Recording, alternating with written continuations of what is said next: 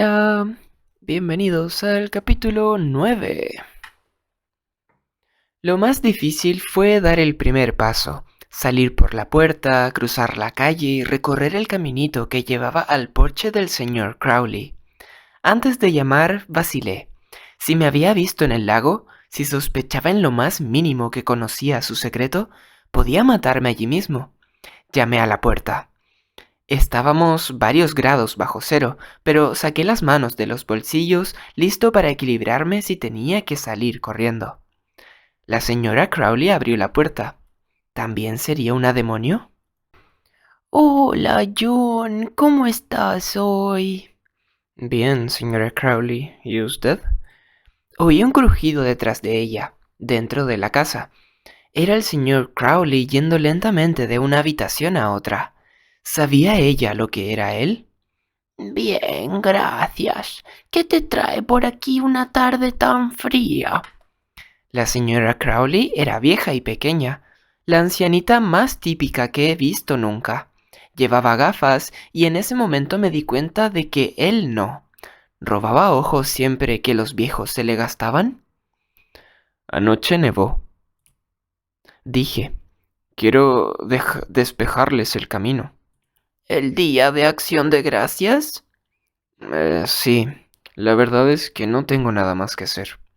La señora Crowley sonrió tímidamente. Ya sé por qué has venido. ¿Quieres un chocolatito caliente, eh? Sonreí.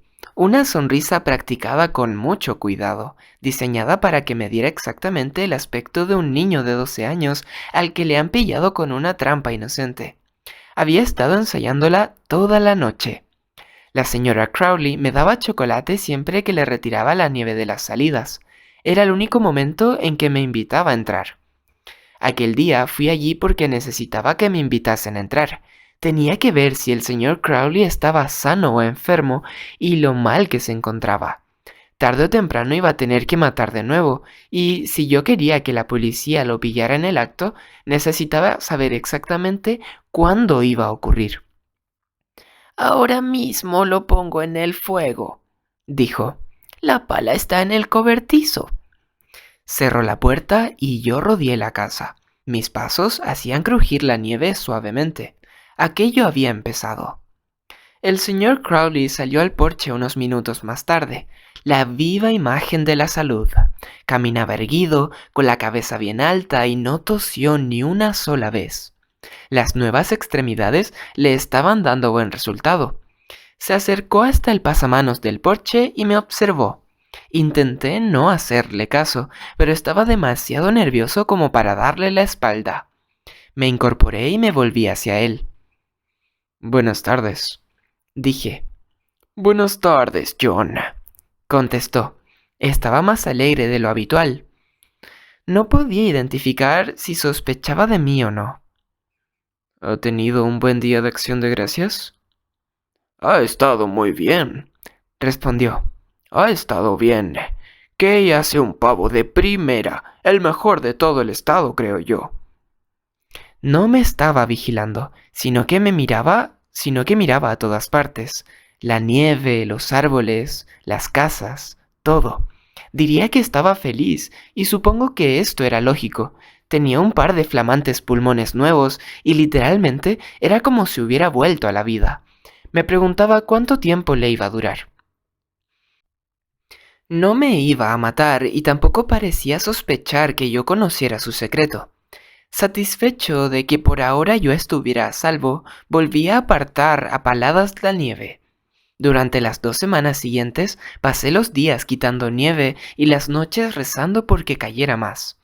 Cada 2 o 3 días buscaba una excusa nueva para ir a ver a los Crowley, despejar la última nevada, cortar leña para el fuego o ayudarles a cargar la compra. El señor Crowley estaba más amable que nunca. Hablaba y bromeaba con su mujer y la besaba. Parecía un dechado de buena salud, hasta que un día, descargando una bolsa de la compra, descubrí un laxante. Tiene la tripita mal, dijo la señora Crowley con una sonrisa traviesa. Ya no podemos comer como antes. Las cosas empiezan a fallarnos. Vaya, creía que estaba sanísimo. Es un problema de nada, la digestión, dijo. No hay de qué preocuparse. Bueno, no a menos que el señor Crowley se haya encaprichado de su sistema digestivo. Sin embargo, no temía por ella. Seguramente no valía la pena robar unos órganos de 70 años de edad. Pero no era solo por eso. La trataba muy bien. La saludaba con un beso cada vez que entraba en la habitación donde estaba ella. Aunque no fuera más que una tapadera, a ella no iba a hacerle daño. El 9 de diciembre, un sábado bien entrada la noche, el señor Crowley salió discretamente de casa y le quitó las matrículas a su coche. Yo estaba completamente vestido, vigilando desde la ventana, y tan pronto como guardó las matrículas y se marchó con el coche, bajé a hurtadillas y salí por la puerta lateral. El viento soplaba lo suficiente como para atravesar la bufanda y helarme la cara, y no tenía más remedio que ir despacio para no perder el equilibrio sobre las carreteras heladas. Había quitado los reflectores de la bici y en aquella negrura era prácticamente invisible, pero no tenía miedo de que me atropellaran. Las calles estaban prácticamente desiertas. El señor Crowley también conducía lentamente y seguí los pilotos traseros a cierta distancia. A esas horas, lo único que estaba despierto era el hospital y el Flying G, uno en cada punta del casco urbano.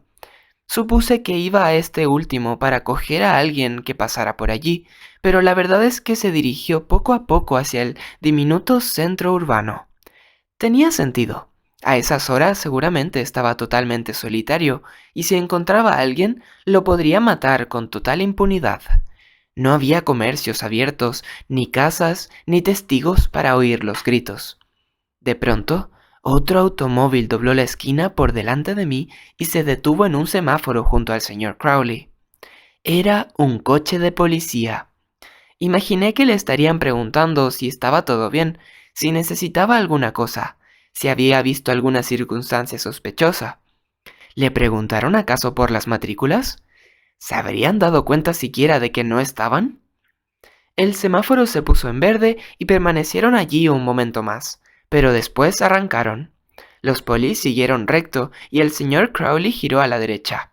Pedaleé con fuerza para alcanzarlo y, previendo la ruta que iba a tomar, me metí por una callejuela para evitar la luz de las farolas. No quería ser visto ni por Crowley ni por los polis.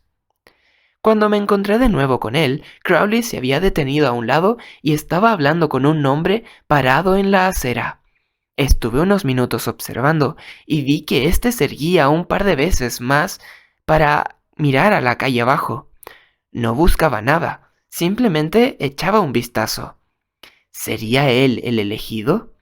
Llevaba una parca oscura y una gorra de béisbol, lo que no era ni mucho menos suficiente abrigo para el tiempo que hacía ni la hora que era. Estaba prácticamente seguro de que Crowley se había ofrecido a llevarlo a alguna parte. Ven a resguardarte del frío. Subo la calefacción y te llevo a donde necesites ir. A mitad del camino te sacaré por las tripas como a un pescado. El hombre volvió a levantar la vista. Yo lo miraba sin respirar y realmente no era capaz de decir si quería que entrase en el coche o no. Iba a llamar a la poli, por supuesto, pero igual no llegaban a tiempo. ¿Qué podía hacer si ese tipo moría? ¿Debería abortar mi plan y acercarme corriendo para avisarlo? Si lo salvaba, Crowley buscaría a otra persona y ya está. No podía pasarme la vida siguiéndolo para advertir a sus víctimas. Tenía que arriesgarme y esperar el momento justo. El hombre abrió la puerta del copiloto y entró en el coche. Ya no había vuelta atrás. Fuera de la gasolinera de la calle Main había una cabina, y si llegaba a tiempo, podía llamar a la comisaría y decirles que buscaran el coche. Quizá arrestarían a Crowley o le dispararían. En cualquier caso, todo se habría acabado. El coche de Crowley giró a la derecha y yo fui hacia la izquierda. Me quedé entre las sombras hasta que lo perdí de vista. Cuando llegué a la cabina, tapé el auricular con la bufanda y no me quité los guantes para no dejar huellas. No quería que nadie pudiera relacionar la llamada conmigo. Servicio de emergencias, ¿dónde es la emergencia? El asesino de Clayton tiene otra víctima en el coche, ahora mismo. Dígale a la policía que busque un Buick Le Sabre blanco entre el cerro y el aserradero. La persona al otro lado del teléfono hizo una pausa. ¿Dice que ha visto al asesino de Clayton? Lo he visto con una víctima. Dije. Envíe a alguien inmediatamente. ¿Tiene alguna prueba de que ese hombre es el asesino? Me preguntó. Lo vi matar a otra persona. ¿Esta noche? Hace 2 semanas. ¿Informó a la policía de este incidente? El del teléfono parecía aburrido. No me está tomando en serio. Va a matar a alguien ahora mismo. Mande a la policía. Hemos avisado a la policía de que patrulle el área entre el cerro y el aserradero por un aviso anónimo, dijo el telefonista aburrido. El 13º aviso anónimo de la semana, si me lo permite, a no ser que prefiera darme su nombre. Se va a sentir un completo idiota por la mañana. Envíe a la policía. Yo voy a intentar distraerlo un rato. Colgué y me monté en la bici de un salto. Tenía que encontrarlos. Habían girado en dirección al aserradero hacía casi 10 minutos y podrían estar en cualquier parte, incluso en el lago Friki. Volví a la calle Main donde él había girado, para intentar seguir o adivinar la ruta que había tomado, pero a mitad de camino oí la puerta de un coche cerrarse de golpe y me acerqué a investigar. A una distancia de 1,5 manzanas, rodeado de escaparates en silencio y pobremente iluminado por la luz de la luna, el coche del señor Crowley estaba aparcado en un lado de la calle, detrás de otro automóvil.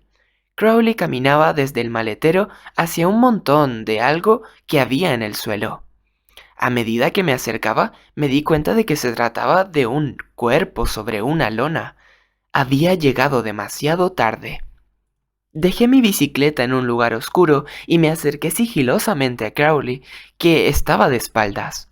Llegué hacia la esquina, justo a media manzana de distancia, y me escondí en un hueco de uno de los escaparates. Supuse que el otro coche era de la otra víctima. Averiado en el peor lugar posible, la peor noche posible, en la oscuridad, lejos de cualquier oído humano y cerca del señor Crowley. Al parecer, él lo había encontrado buscando ayuda y se había ofrecido a echarle un vistazo. En la lona, junto al cuerpo, había una acumulación de una sustancia viscosa negra y humeante. Crowley ya había hecho el cambio. Estómago o intestinos o lo que quiera que necesitase en este caso. Y había sido lo suficientemente previsor como para poner algo en el suelo que atrapara una prueba tan insalubre. Estiró las esquinas de la lona y se puso a enrollarla justo cuando se vieron las luces del coche patrulla. Me agaché mientras pasaban de largo por mi lado. A través de una esquina del cristal vi cómo el señor Crowley se detenía, inclinaba su cabeza un instante y se levantaba lentamente. Uno de los policías salió del coche y sacó la pistola poniéndose a cubierto detrás de la puerta abierta del automóvil. Su compañero era una silueta en el asiento del conductor que hablaba por radio. El cuerpo estaba enrollado y no se veía, pero en el suelo había sangre de cuando lo había atacado. ¡Manos arriba!, dijo el poli. Yo conocía a algunos de los policías de Clayton, pero en la oscuridad no conseguí reconocer de quién se trataba. ¡Túmbese en el suelo! ¡Ahora! El señor Crowley se dio media vuelta, poco a poco. «Señor, no se dé la vuelta, túmbese inmediatamente». Crowley se había vuelto hacia ellos, alto y ancho dentro del chorro de luz de los faros. La sombra se extendía por detrás de él casi una manzana entera, como un gigante hecho de oscuridad. «Gracias a Dios que ha llegado», dijo Crowley. «Acabo de encontrarlo. Creo que ha sido el asesino». Crowley tenía los pantalones empapados de sangre de la víctima. Me quedé alucinado de que se atreviera a intentar engañarlos. «Vuélvase y túmbese boca abajo», ordenó el policía. La pistola era como una extensión del brazo, negra y recta. Crowley tenía las garras escondidas. Parecía totalmente humano, pero completamente amenazador.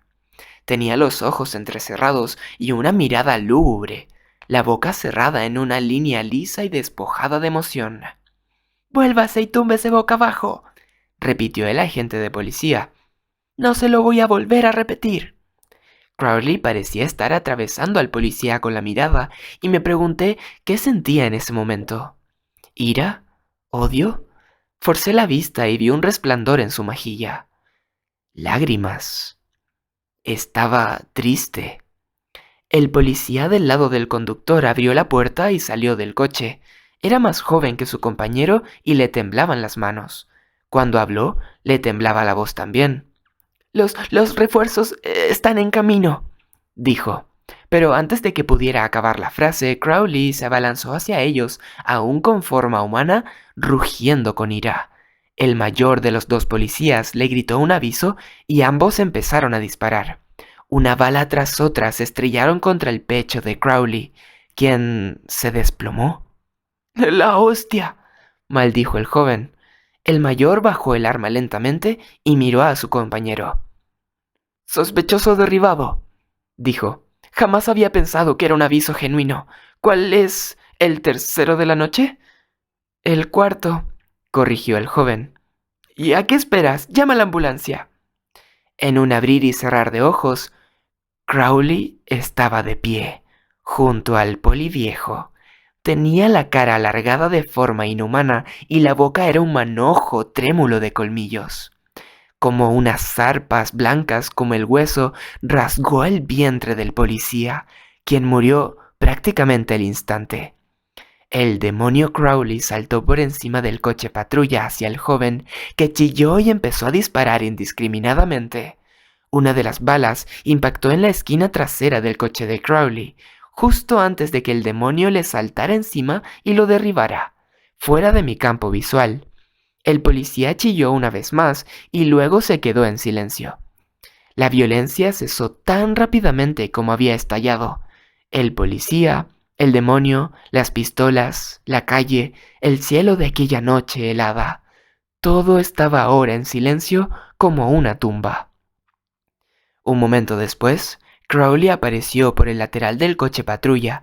Arrastraba ambos cadáveres por el brazo derecho, mientras el izquierdo le colgaba del costado inutilizado. Volvía a ser plenamente humano. Desenrolló la lona y dejó caer los cuerpos de los policías junto a una primera víctima de la noche.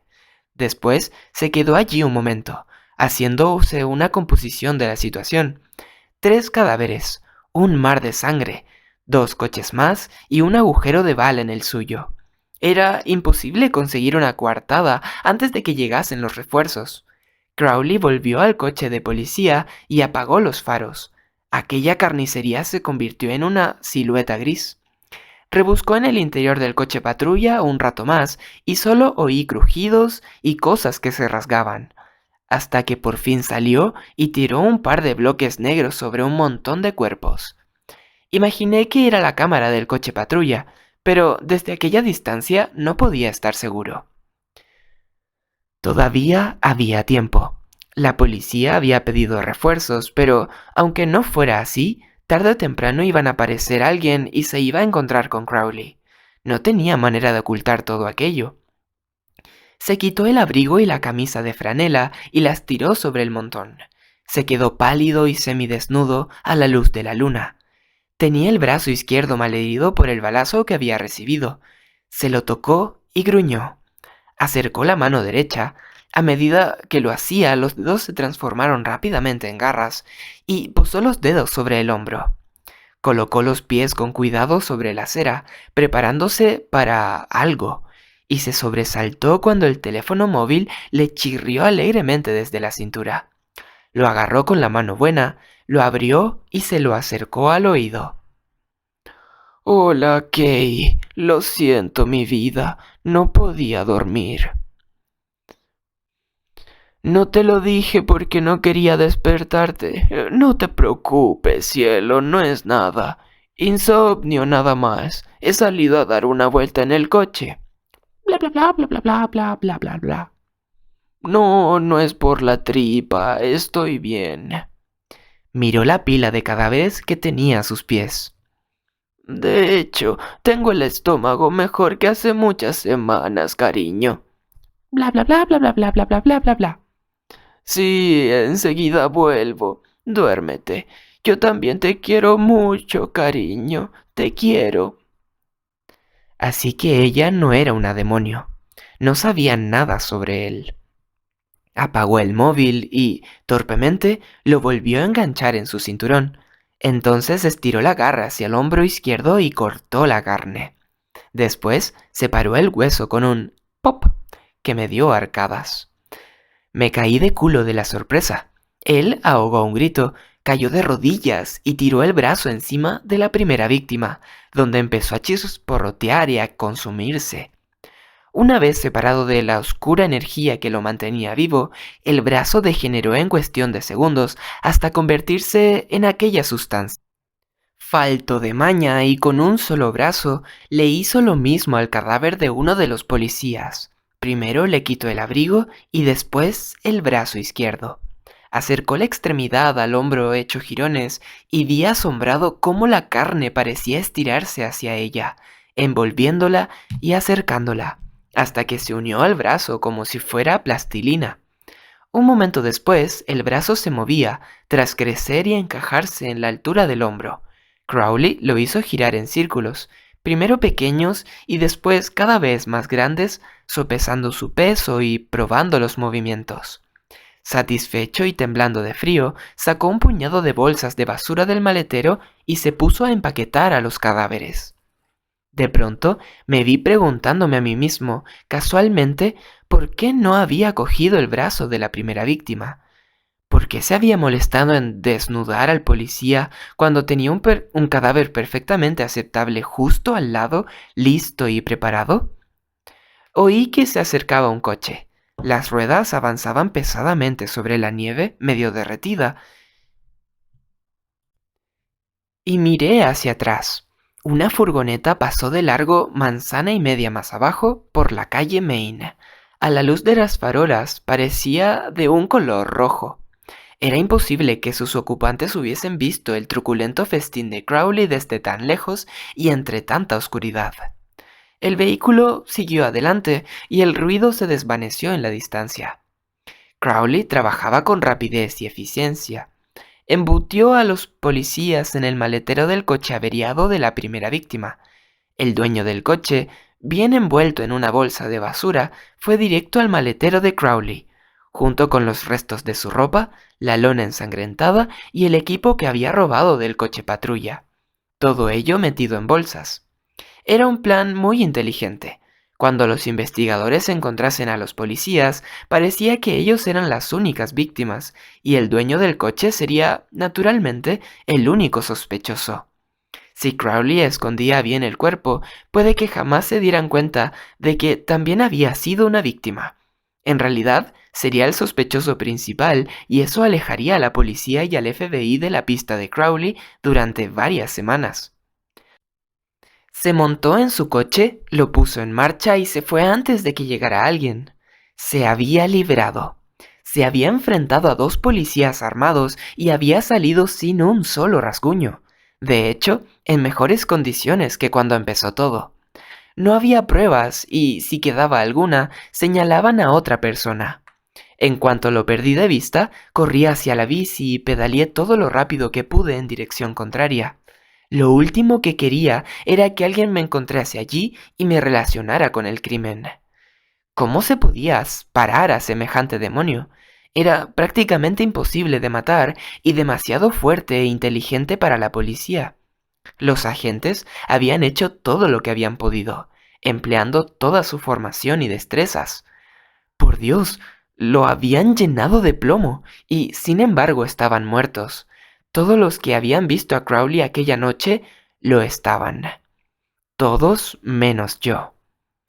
¡Qué estupidez! ¿Qué podía hacer yo? ¿Avisar de nuevo a la policía y conducirlos a una muerte segura como a esos 2 agentes? Estaban muertos por mi culpa.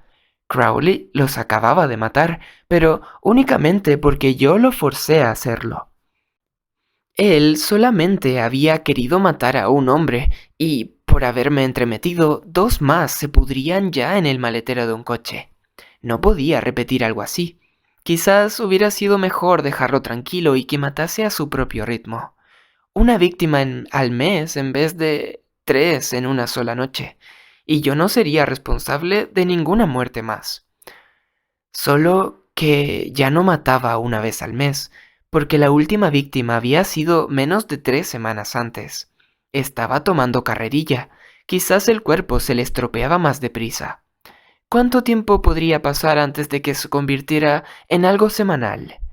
¿Y luego en algo diario? Pero tampoco quería ser responsable de esas muertes. No, si podía evitarlas. Pero, ¿cómo? Paré de pedalear y me quedé montado en la bicicleta en mitad de la calle, pensando. No podía atacarlo ni aunque tuviera una pistola, pues ya había visto lo estúpida que era esa idea. Si 2 policías entrenados no eran capaces de matarlo, estaba claro que yo tampoco podría. Al menos, así no. El monstruo de detrás del muro se movió, despierto y hambriento. Yo sí puedo. No. ¿No? Pues a lo mejor sí podía. Era eso de lo que tenía miedo, ¿no? De matar a alguien. Pues bien, ¿qué pasa si ese alguien era un demonio? ¿Acaso no sería lo correcto? No, no lo era. Yo me controlaba por un motivo. Las cosas que solía pensar y que intentaba evitar con el muro que había levantado no estaban bien. Matar no estaba bien. No podía hacerlo. Pero entonces el señor Crowley continuaría asesinando una y otra vez.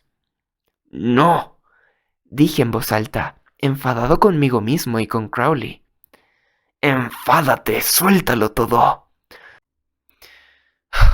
No. Cerré los ojos. Sabía que tenía un lado oscuro y qué podía llegar a hacer. Las mismas cosas de las que eran capaces todos los asesinos en serie sobre quienes había leído y estudiado. Maldad, muerte, los mismos actos de los que Crowley era capaz. Y yo no quería ser como él. Pero si una vez hecho conseguía parar, no sería como él. Si evitaba que siguiera matando y después yo me detenía, nadie más tendría que morir. ¿Conseguiría obligarme a no seguir adelante? Si derribaba el muro, ¿sería capaz de reconstruirlo? ¿Es que acaso tenía otra opción? Quizá fuese el único que podía matarlo. La alternativa era decírselo a alguien, y si eso llevaba a la muerte de más inocentes, aunque fuese solo a uno, era una elección peor. Era mejor matarlo yo mismo. No hacía falta que nadie más sufriera aparte de Crowley y de mí. Si lo hacía, tendría que andarme con cuidado. Crowley era una criatura muy poderosa, demasiado como para enfrentarse a él directamente. Las tácticas que había estudiado, los asesinos que podía imitar, se especializaban en aplastar a los débiles, abrumar a los que no se podían defender. De pronto giré la cabeza y vomité en la calzada. 7 personas muertas. 7 personas en 3 meses y estaba acelerando. ¿Cuántos más podían morir si yo no lo evitaba? Podía impedírselo. Todos tenemos debilidades, hasta los demonios. Después de todo, él mataba por culpa de la debilidad. El cuerpo le estaba fallando. Si tenía una, habría más. Si yo las encontraba y me aprovechaba de ellas, podría obligarle a parar. Podía salvar al pueblo, al condado, a todo el mundo. Podía detener al demonio.